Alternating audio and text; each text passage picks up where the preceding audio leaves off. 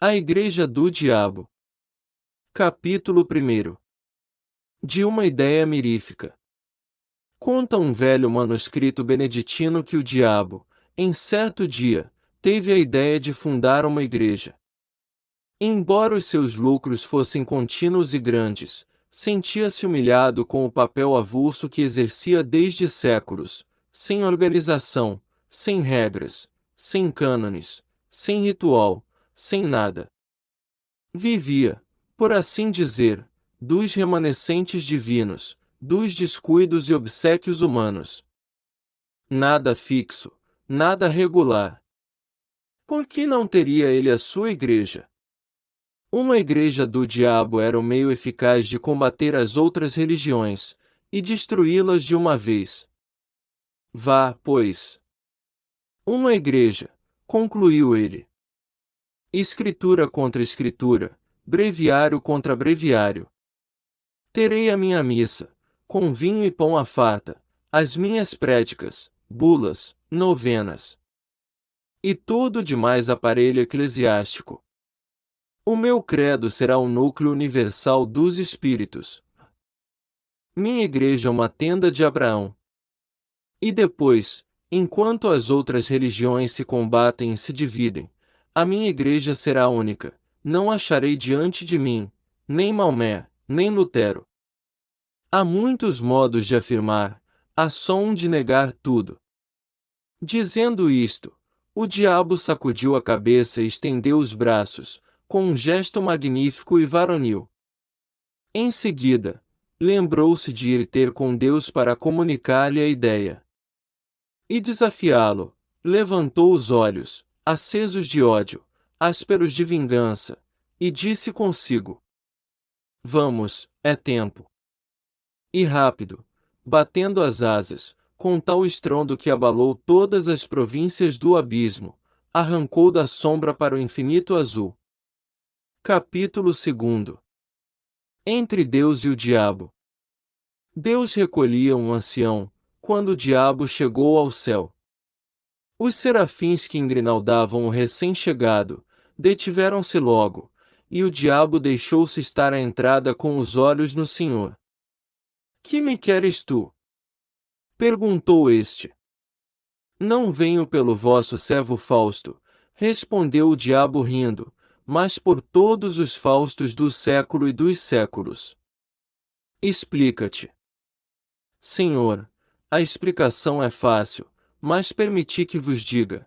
Recolhei primeiro esse bom velho, dai-lhe o melhor lugar, mandai que as mais afinadas cítaras e alaúdes o recebam com os mais divinos coros. Sabes o que ele fez? Perguntou o Senhor, com os olhos cheios de doçura. Não, mas provavelmente é dos últimos que virão ter convosco. Não tarda muito. Que o céu fique semelhante a uma casa vazia, por causa do preço, que é alto.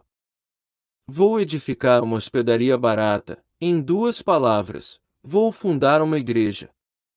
Estou cansado da minha desorganização, do meu reinado casual e adventício. É tempo de obter a vitória final e completa. E então vim dizer-vos isto, com lealdade, para que me não acuseis de dissimulação. Boa ideia. Não vos parece? Vieste dizê-la, não legitimá-la, advertiu o Senhor. Tendes razão, acudiu o diabo, mas o amor próprio gosta de ouvir o aplauso dos mestres. Verdade é que neste caso seria o aplauso de um mestre vencido, e uma tal exigência. Senhor, deixo a terra, vou lançar a minha pedra fundamental. Vai. Quereis que venha anunciar-vos o remate da obra?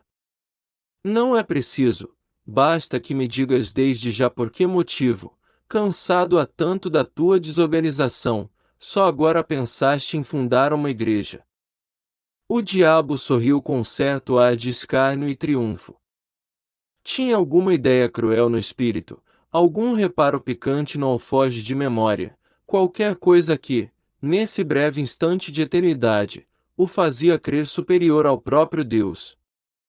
Mas recolheu o riso, e disse: só agora concluí uma observação, começada desde alguns séculos, e é que as virtudes, filhas do céu, são em grande número comparáveis a rainhas, cujo manto de veludo rematasse em franjas de algodão. Ora, eu proponho-me a puxá-las por essa franja, e trazê-las todas para a minha igreja. Atrás delas virão as de seda pura. Velho retórico! Murmurou o Senhor. Olhai bem.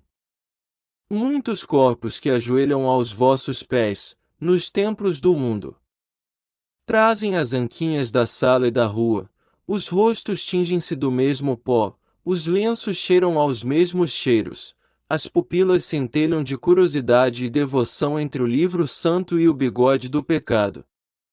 Vede o ardor, a indiferença, ao menos, com que esse cavalheiro põe em letras públicas os benefícios que liberalmente espalha, ou sejam roupas ou botas, ou moedas, ou quaisquer dessas matérias necessárias à vida. Mas não quero parecer que me detenho em coisas miúdas, não falo, por exemplo, da placidez com que este juiz de irmandade, nas procissões, carrega piedosamente ao peito o vosso amor e uma comenda. Vou a negócios mais altos. Nisto os serafins agitaram as asas pesadas de fastio e sono. Miguel e Gabriel fitaram no Senhor um olhar de súplica. Deus interrompeu o diabo. Tu és vulgar, que é o pior que pode acontecer a um espírito da tua espécie. Replicou-lhe o Senhor. Tudo o que dizes ou digas está dito e redito pelos moralistas do mundo. É assunto gasto, e se não tens força, nem originalidade para renovar um assunto gasto, melhor é que te cales e te retires. Olha, todas as minhas legiões mostram no rosto os sinais vivos do tédio que lhes dás. Esse mesmo ancião parece enjoado, e sabes tu o que ele fez? Já vos disse que não. Depois de uma vida honesta, teve uma morte sublime. Colhido em um naufrágio. Ia salvar-se numa tábua, mas viu um casal de noivos, na flor da vida, que se debatiam já com a morte, deu-lhes a tábua de salvação e mergulhou na eternidade. Nenhum público, a água e o céu por cima. Onde achas aí a franja de algodão? Senhor, eu sou, como sabeis, o espírito que nega. Negas esta morte. Nego tudo. A misantropia pode tomar aspecto de caridade, deixar a vida aos outros, para um misantropo, é realmente aborrece-los. Retórico e sutil! Exclamou o Senhor. Vai, vai, funda a tua igreja, chama todas as virtudes, recolhe todas as franjas, convoca todos os homens. Mas, vai! Vai! Debalde o diabo tentou proferir alguma coisa a mais. Deus impusera-lhe silêncio. Os serafins, a um sinal divino, encheram o céu com as harmonias de seus cânticos. O diabo sentiu, de repente, que se achava no ar, dobrou as asas, e, como um raio, caiu na terra. Capítulo 3. A boa nova aos homens. Uma vez na terra, o diabo não perdeu um minuto.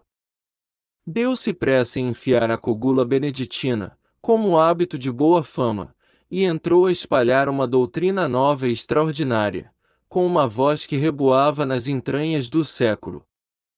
Ele prometia aos seus discípulos e fiéis as delícias da terra, todas as glórias, os deleites mais íntimos. Confessava que era o diabo, mas confessava para retificar a noção que os homens tinham dele e desmentir as histórias que a seu respeito contavam as velhas beatas. Sim, sou o diabo, repetia ele, não o diabo das noites sulfúreas, dos contos soníferos, terror das crianças, mas o diabo verdadeiro e único, o próprio gênio da natureza. Aqui se deu aquele nome para arredá-lo do coração dos homens. Vede-me gentil e airoso. Sou o vosso verdadeiro pai.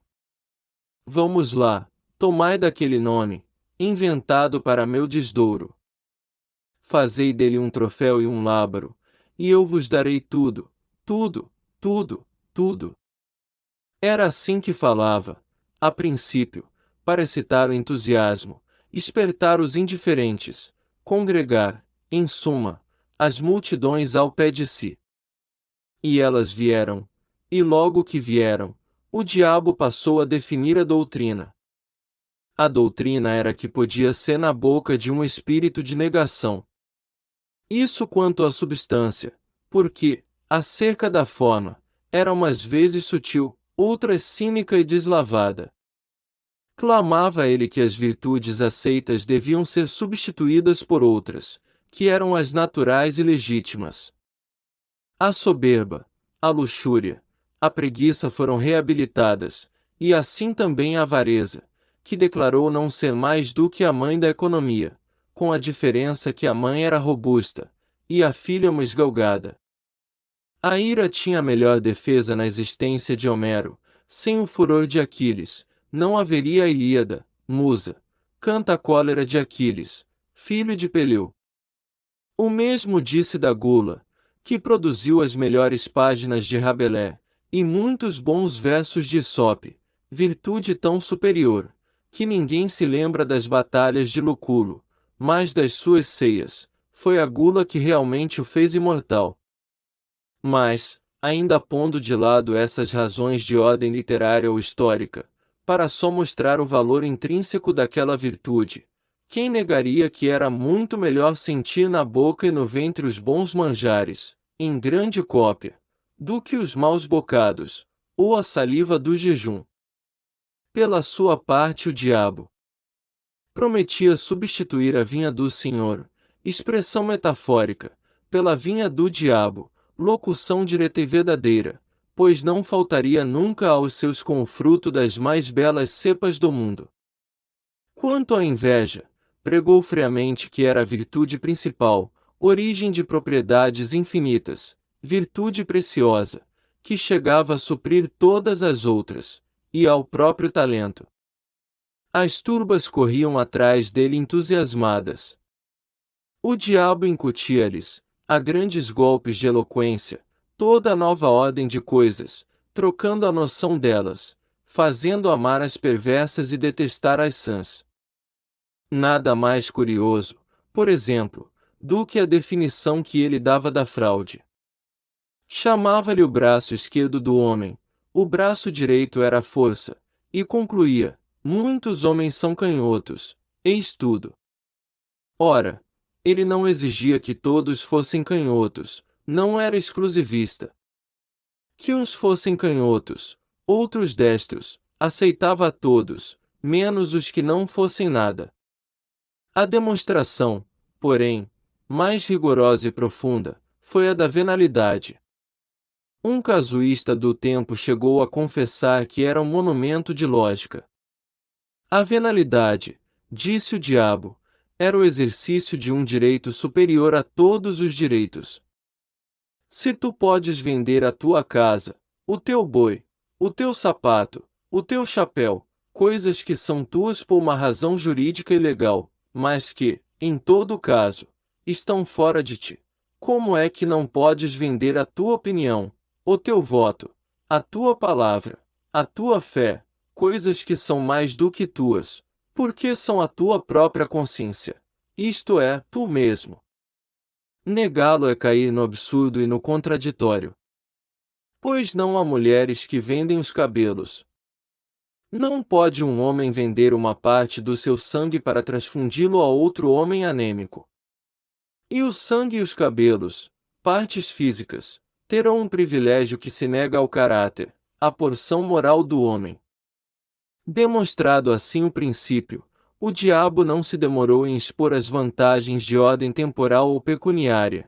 Depois, mostrou ainda que, à vista do preconceito social, conviria dissimular o exercício de um direito tão legítimo, o que era exercer ao mesmo tempo a venalidade e a hipocrisia, isto é, merecer duplicadamente.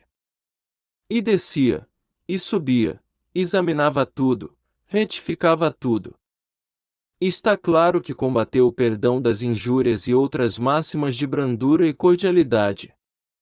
Não proibiu formalmente a calúnia gratuita, mas induziu a exercê-la mediante retribuição, ou pecuniária, ou de outra espécie, nos casos, porém, em que ela fosse uma expansão imperiosa da força imaginativa, e nada mais, proibia receber nenhum salário, pois equivalia a fazer pagar a transpiração. Todas as formas de respeito foram condenadas por ele, como elementos possíveis de um certo decoro social e pessoal, salva, todavia, a única exceção do interesse. Mas essa mesma exceção foi logo eliminada, pela consideração de que o interesse, convertendo o respeito em simples adulação, era este o sentimento aplicado e não aquele. Para rematar a obra, entendeu o diabo que lhe cumpria cortar por toda a solidariedade humana. Com efeito, o amor do próximo era um obstáculo grave à nova instituição. Ele mostrou que essa regra era uma simples invenção de parasitas e negociantes insolváveis, não se devia dar ao próximo senão indiferença, em alguns casos, ódio ou desprezo. Chegou mesmo à demonstração de que a noção de próximo era errada, e citava esta frase de um padre de Nápoles, aquele fino e letrado Gallieni, que escrevia a uma das marquesas do antigo regime: leve a breca o próximo. Não há próximo. A única hipótese em que ele permitia amar ao próximo era quando se tratasse de amar as damas alheias, porque essa espécie de amor tinha a particularidade de não ser outra coisa mais do que o amor do indivíduo a si mesmo. E como alguns discípulos achassem que uma tal explicação, por metafísica, escapava à compreensão das turbas, o diabo recorreu a um apólogo. 100 pessoas tomam ações de um banco, para as operações comuns, mas cada acionista não cuida realmente senão nos seus dividendos. É o que acontece aos adúlteros. Este apólogo foi incluído no livro da sabedoria. Capítulo 4. Franjas e franjas. A previsão do diabo verificou-se. Todas as virtudes cuja capa de veludo acabava em franja de algodão, uma vez puxadas pela franja, deitavam a capa às urtigas e vinham alistar-se na igreja nova. Atrás foram chegando as outras, e o tempo abençoou a instituição. A igreja fundara-se, a doutrina propagava-se, não havia uma região do globo que não a conhecesse, uma língua que não a traduzisse, uma raça que não a amasse. O diabo alçou brados de triunfo. Um dia, porém, longos anos depois, notou o diabo que muitos dos seus fiéis, às escondidas, praticavam as antigas virtudes. Não as praticavam todas, nem integralmente, mas algumas, por partes, e, como digo, as ocultas. Certos glutões recolhiam-se a comer frugalmente 3 ou 4 vezes por ano, justamente em dias de preceito católico. Muitos ávaros davam esmolas, à noite, ou nas ruas mal povoadas. Vários dilapidadores do erário restituíam-lhe pequenas quantias. Os fraudulentos falavam, uma ou outra vez, com o coração nas mãos, mas com o mesmo rosto dissimulado, para fazer crer que estavam embaçando os outros. A descoberta assombrou o diabo. Meteu-se a conhecer mais diretamente o mal, e viu que lavrava muito. Alguns casos eram até incompreensíveis, como o de um droguista do Levante, que envenenara longamente uma geração inteira, e, com o produto das drogas, socorria os filhos das vítimas. No Cairo achou um perfeito ladrão de camelôs, que tapava a cara para ir às mesquitas. O diabo deu com ele a entrada de uma, lançou-lhe em rosto o procedimento. Ele negou, dizendo que ia ali roubar o camelo de um drogomano. Roubou.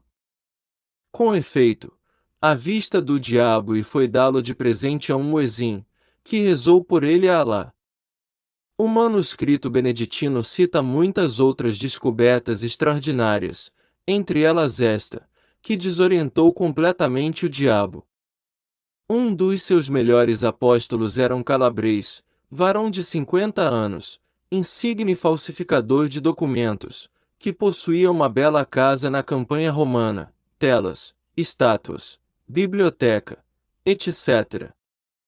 Era a fraude em pessoa, chegava a meter-se na cama para não confessar que estava são.